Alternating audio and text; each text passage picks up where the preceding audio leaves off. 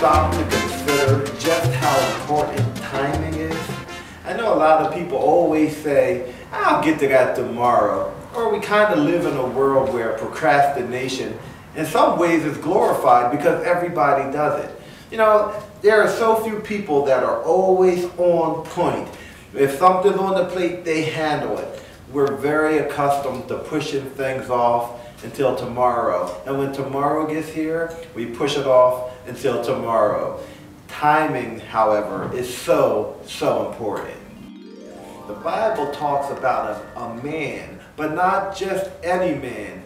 He's the only man in the Bible described this way. The Bible says King David was a man after God's own heart. What exactly does that mean? But for God to say you have a heart like mine, I think that's pretty incredible. So I begin to imagine that David was compassionate. He must have been, God is love. David must have been such a loving man. He must have been intelligent. He must have had a heart for a people because God said he was a man after his own heart. And all of the great qualities that David had, there's one point in the Bible where he exhibited none of them.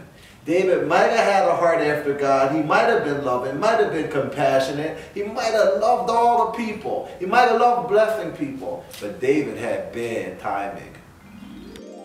The Bible says, it's in 2 Samuel chapter 11, it was the springtime, beautiful outside. This was the time when kings went out to war. But David decided he was going to kick that down the road. It says exactly like this. In the spring, at the time when kings go off to war, David sent his men, but he stayed home. So, all of David's men are out doing the thing they're supposed to do in this time. And David is supposed to be there, but he missed his timing. He didn't go. So here he is over here, but it's the time for him to be over there. When you're in the timing of God, there is focus, there's productivity, you're on point, you're doing the things he's called you to do. There's not distractions everywhere. However, when you are not in the timing of God and in the place he's called you, there is a lack of focus. You are not on point and you are distracted. All of those things become possibilities when you operate outside of the timing of God and when you're in the wrong place because you missed your timing and your assignment to go somewhere. So here David is. He didn't go when it was time for him to go. And what begins to happen? Well, I said distractions happen. So David's on his roof. He's just a normal guy, right? We're not criticizing his manliness. But as he looks over the balcony, he sees a beautiful woman. And he needs to know exactly who she is. So he sends somebody, go find out who that beautiful woman is. Now, he would have never even saw that woman if he just would have been where he was supposed to be. Everybody's going to say David looks over his balcony and sees a beautiful woman. Shame on you, David, shame on you. But I'm going to say, shame on you, David, for not following through when it was time for you to be going to war and be in this direction. You didn't go because then you exposed yourself to traps. You expose yourself to distractions. You expose yourself to the things that the devil wants to do to you when he has you on his playing field.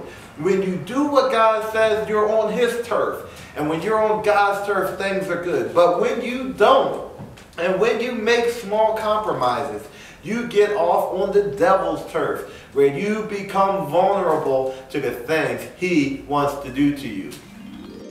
Clearly spoken, the Bible says the thief comes to kill, to steal, and destroy. That's his job description. We shouldn't get mad at him. He's just doing his job. His job is, it says, he kills, he steals, he destroys. He steals your dreams. He kills your hope. You know, he wants to ultimately destroy your life. He has a job description. But Jesus also has a job description. It says it right there in John 10:10. But Jesus has come to give you life and life more abundantly, and a too blessed to be stressed life. He wants your life to overflow. That's his job description. Now, if you want to see his job description executed in your life, it's simple. You must be on his turf. You must operate according to his timing. When he calls you to a place you need to go, don't stand on your balcony, because up there are many distractions. And those distractions will take you off course. Listen, I am your boy AC. If you like this message, share it. Hit like. We want everybody to be a part of what we're doing.